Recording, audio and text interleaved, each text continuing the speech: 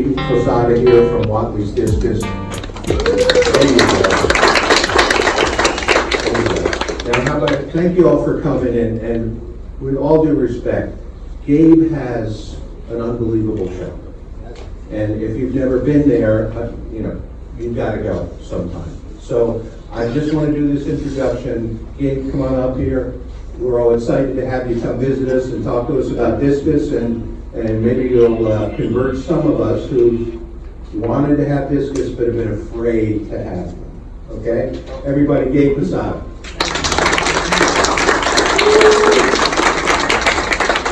Can everybody hear me without the microphone? I'm loud as can be. Okay. Welcome to all of you, and thank you for having me here. Long story short, I was a hobbyist just like you guys. I moved down from Jersey. I set up a tank in, I had tanks in New Jersey, by the way. Started out with the wild discus up there. Got tired of the winters and came down to Florida. In '91, I set up a 125. I set up a 125, and I decided that I was going to go back into discus again. So basically, I started looking around. And one day I was at a pet shop that probably still exists. It was called, back in the day, 163rd Street down in Miami. It was called Fish Collection, something like that. And I think they're still there. They're owned by somebody else. It used to be owned by a guy named Dewey. And he had, one day I went in for some hoses or something, and he had a copy of Tropical Fish magazine on the counter. And while he was going to get the hoses, I skimmed through it. And believe it or not, that's how I found Jack Wattley. Okay? For those of you who know. I ended up making an appointment with him. We clashed immediately. Must have been my New York accent he didn't like. Right away he said to me, listen, if you're going to come here, no questions. I don't want you to take up too much of my time. I'm kind of busy, whatever. And I said, okay, no problem.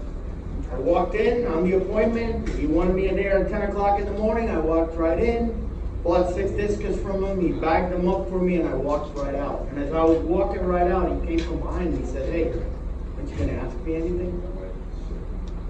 And I said to him, didn't you say you didn't want me to ask you any questions? I mean, what the hell? And he said, no, I didn't mean it that dramatically. I mean, don't you have any questions for me? And I said, no, I don't. But thank you very much. And we left it at that, A year later, he called me up. And basically what happened, everybody knows it because you guys are watching me on YouTube. Basically what happened, a raccoon got into his room in Fort Lauderdale. And back in the day, when I met him there, I mean, you got to remember, we used to do wild discus, which were primarily brown. So when I got to his house, he was working with a guy from Thailand called Kitty.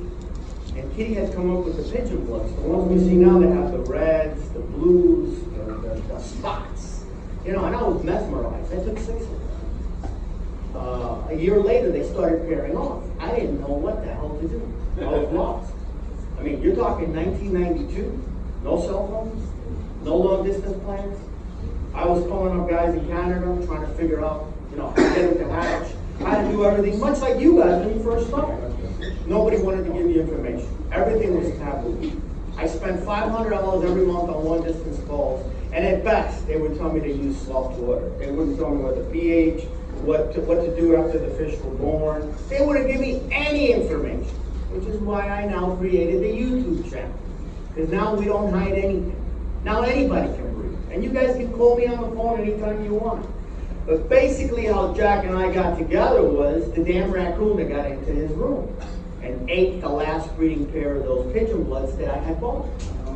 So he said, the conversation started with, Gabriel, this is Jack Wattley from Fort Lauderdale. Do you remember me? And I said, yes, Jack.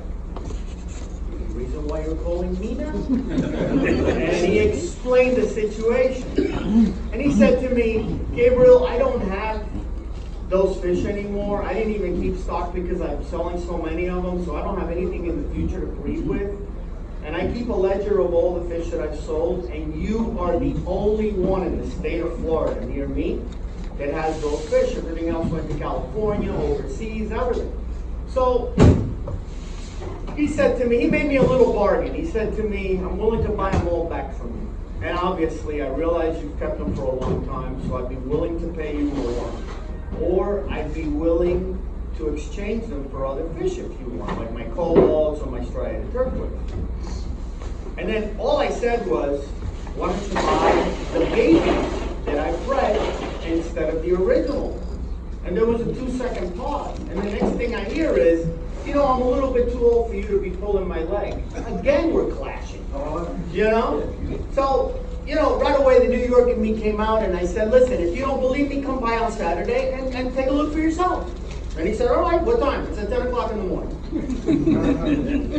10 o'clock in the morning, Jack shows up at my house. I open the door, doesn't even say hello, where are the fish? I said, in the back room over there. So while he went to the back room, I left him in there by himself. He didn't realize that it had now been 2 years since he sold me the fish. So I had already bred the parents. I had already grown out the babies. And now from 3 breeding pairs, I had 18 breeding pairs. Okay? Look, everything lined up perfect. I'm going to tell you why. The day Jack Wattley walked into that little room, look, I still get goosebumps. All 18 breeding pairs were loaded with babies. Okay? And I let him go in there. I didn't say a word. He walked right in, closed the door, and locked himself in with the fish. I went to make a collab. All right? Went to drink my Cuban coffee. Drank my Cuban coffee. He came out, stood in front of me, and he says, I've been all over the world. I've never seen these many discus in a little room like that. How do you do it? And I told him, well, obviously not asking you for any questions. You know, because you don't like questions. So one thing led to another, and he goes, I hope you realize these discus are all mine. And I was like, I beg to differ. Hello? These are all mine. He goes, that's not what I meant. He took out a check, and I still have a copy of that check, and signed it and gave it to me. And he said, from now on, you breed for me. And that's how it all started. It started with a little hobby, believe it or not. So, you know, you guys are all hobbyists, and this is my inspiration to you. Anybody can do it. Anybody. I've got people coming back. I've had the hatchery now for 22 years. I've got people coming back to me from different countries, telling me how successful they are in their country breeding discus because of what I taught them, which is the way it should be. The hobby will grow more if everybody shared information. Let's face it. Okay? And if you want to enter, I'll show you that I stepped all over everything I already said. All right, this is one of Jack's books. I never knew about it, but my website guy found it. And this is a very, very good reason why most people don't get into the hobby. Everybody who hears about discus, right away, these guys are morons. They're out of this world. They're doing water changes every hour. And it's not true. All this false information is what keeps the hobby small. So I'm trying to expand on the hobby and show people that anybody can keep discus. You don't have to be a slave, okay? If you follow the basic rules, it's very simple. Very simple. 1 discus for every 10 gallons of water. 2 feedings a day if you want, 3 maximum. 5-minute feeding time. In other words, they have to eat everything within 5 minutes. All right? 120% water change. Is that what you hear on the internet? 120% water change a week. That's not what you hear on the internet. See, they come to the hatchery and they do interviews with me. Corey was just there not too long ago, and I made it a point. I said, don't edit this part. Because he said to me, how do you do your water changes? And I said, we do 90% water changes every day. Most guys that come and do the interview, shut it down right there. They don't hear the rest of the story. I keep 100 6-inch discus in a 125-gallon tank. Do they bother telling you that? No. So that's why we're slaves to the rhythm. Right now, my guys are at the hatchery doing water changes. Today, they'll waste 10,000 gallons. We keep 3,000 discus in the hatchery. There's only 28,000 gallons. That's how we keep them alive, is by doing massive water changes. If you don't group them together, there's no need for you to do those massive water changes. I mean, at home, I kept 10 discus in a 125 for 11 years, and I did 1 water change a week. I never had any problems. So we're trying to re-educate people, and that's why I'm doing the YouTube channel. It's actually, if you look at me, I look like a nut, because it's right after the middle of the day when we're doing packing orders and everything, and the hairs are going everywhere. I look like Bozo the Clown. But basically, that's when the photographers come in, or the video guys come in, and they say, okay, we just got our work, let's go. Run with it. You'll see me, I'm all sweaty and everything. I mean, it's great, but it's live TV. It's how it is. You know, we were trying to do one in the middle of the hurricane, except we couldn't get the generator started. You know what I mean? So that was priority number one. So we shot it yesterday. We shot two of them. We shot one in Spanish and one in English, which the guys in Europe and South America really appreciated because they say I speak too fast. All right? So you want to hit the other one? Information, very important if you want the hobby to grow. I already told you how I met Jack. Now we're going to introduce you to the hatchery. And most of you guys have been there, except you. You're from Orlando. I know. All right, here we are, 1993. That picture there, I think that was after we made an agreement that he was going to answer my question.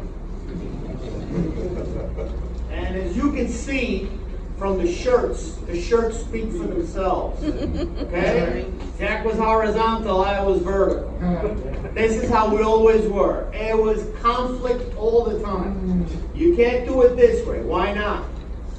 You can't do it that way. It's impossible. You can't use the wastewater from the RO for the discus. They can't handle the hardness. That was one of the arguments we had. He came to the house 2 weeks later and said, where do these discus come from? And I said, those are the ones that were there 2 weeks ago. He says, I can't believe it. They're twice the size. I said, funny. Those are the wastewater from the RO. Never again question the RO. When I set up the hatchery in 1997, don't get me wrong, not everything I did was right. I messed up a lot. But I set up 4 central systems.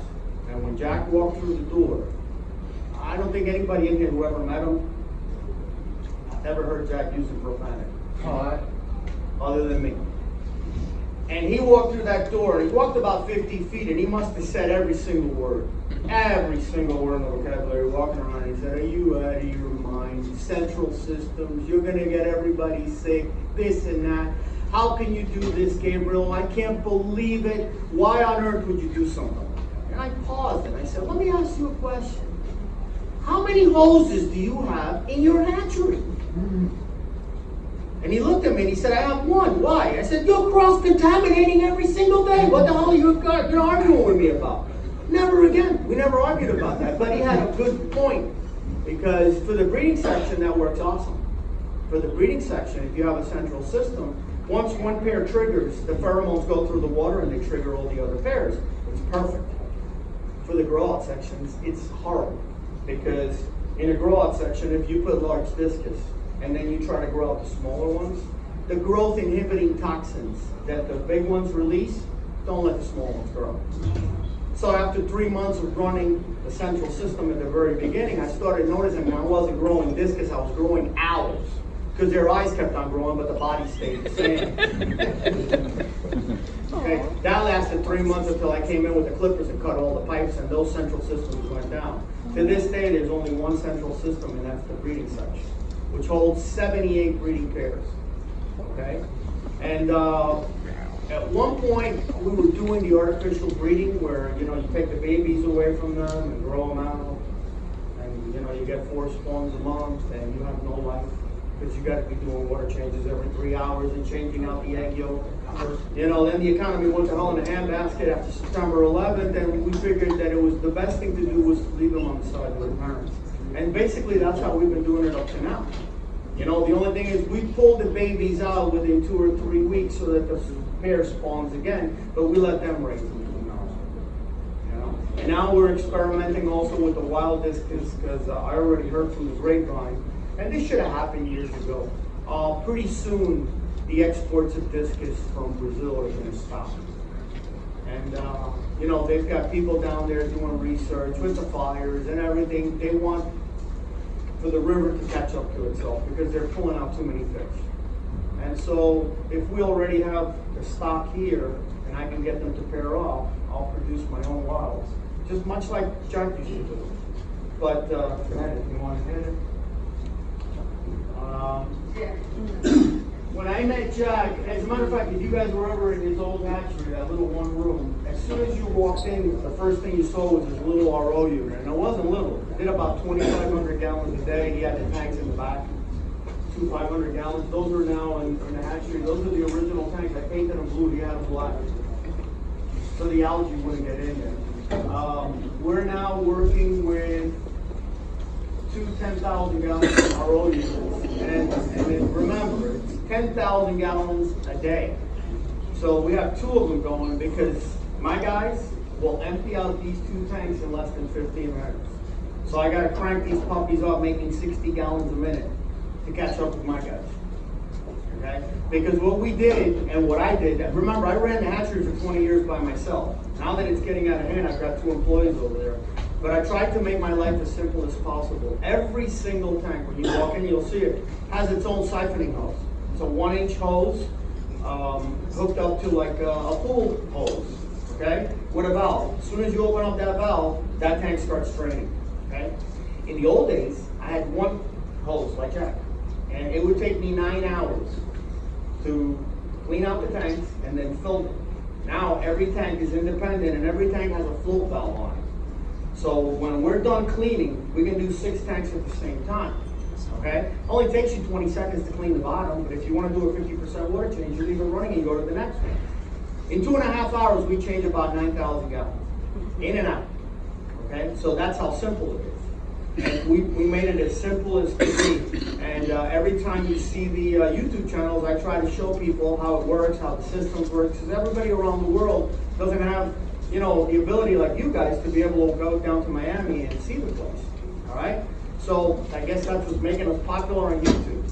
So when you say you're changing out 9,000 gallons, is that like city water or RO water or? No, we're on well. Or well water? Okay. Yeah, we're on well, so we go through a giant water softener, which is actually 2 water softeners in one, and it has a clock on it. Every time 10,000 gallons goes through, it switches out and charges the other. We've got to go through an iron filter as well, because there's a lot of iron in the water down here. And then, go ahead. So, the RO water is just for your breeding stock? Right. Okay. Yeah, and then what we do is we do a mix between the RO and the well water going through the water softener for the rest of the fish. And it actually helps them because it makes them grow more. Even though when we make our own food, which I make it, the beef part, we add, and the videos are there in Spanish and in English on YouTube. I add krill meal, I add spinach, I add garlic. I also add multivitamins with minerals in it. You know what I mean? So to help them out. And basically that's how we do it. But the fact that we're feeding beef hard, that's where we got to do these massive water changes. Because as you guys know, raw meat will, you know, spoil. And if the fish eat it or don't eat it, it's still raw meat. Okay? Go to the next one. Let's see what we got here. All right. Basically, I brought a chart. We use conductivity.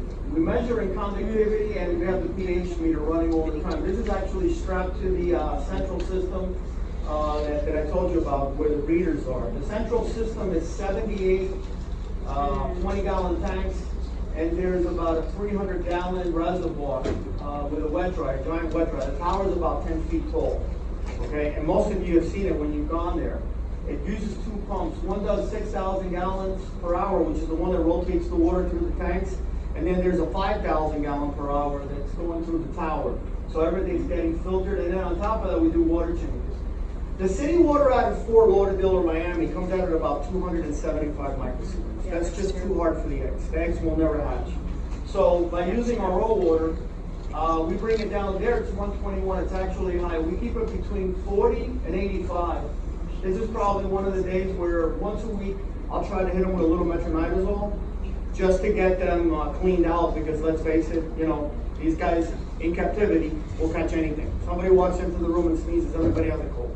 We're moving the fish away from the parents, but keeping them in the same system so it's not a shock to them. And that's the tank on the top over there. You can see 3 tanks full. Down here, where I'm at with that greenish water, where I'm feeding brine shrimp, is about 2 weeks after we pull them, then we transfer them to this system. Now, the entire hatchery now we keep at 82 degrees. There used to be no air conditioning. And I noticed that during the summer when it was slow, the breeding pairs would stop. And it's because the water temperature would go up to 91 degrees. That's why in every picture you see of me in the past, I'm so damn skinny. Because I was sweating my rear end off. But what ended up happening was, during the entire summer, I got no production, nothing. The breeding pairs refused to breed in that high temperature. So we finally air conditioned the place. Now we're breeding during the whole year. I mean, summertime right now is crazy over there with all the breeding pairs loaded. Okay? But what we do when we transfer them, we want to keep them around 82. In that central system, it's 82. But this tiny little system that you see there with the potassium permanganate, that's got an 800 watt heater on it. And there's like 9 tanks on it. We keep that at 90 degrees. And there's a reason for that. The little babies, you speed up their metabolic rate, and it's like fat people. They go to the gym to do exercise and come home and raid their refrigerators and they speed up their metabolic rate. You can see the stomachs on the bottom. They're ready to pop. If you feed them, they'll eat again. And that's how we get massive growth on them, is by keeping them at high temperatures.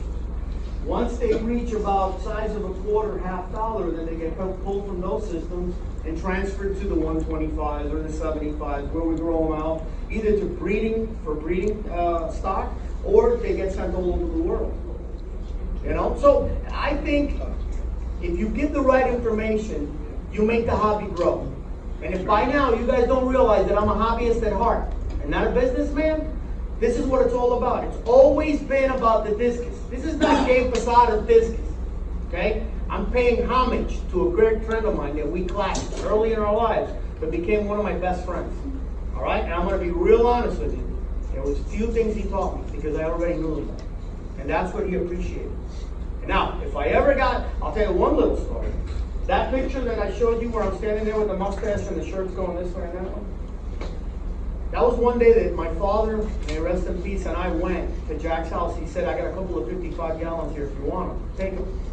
And I said, all right, no problem. So back then I had the little 2-door Volvo that I brought from New Jersey, and I'm trying to stick all these tanks inside the Volvo. And my dad, from Spain, and Jack were inside the hatchery. I think by now you guys all know that Jack was married to a Puerto Rican woman and he spoke Spanish fluently. Okay? So my dad and Jack were in the back. I guess Jack was practicing in Spanish. He loved the way my father spoke Spanish because he pronounced disease like the Spanish people. He said, I destroyed the language with my Cuban. Okay? So they were in there talking, and here I am sweating my rear end off, putting the stuff inside the car. And I come out and my dad's walking around and he goes, hey, by the way, did you know about this artificial breeding? Jack just told me how to do it.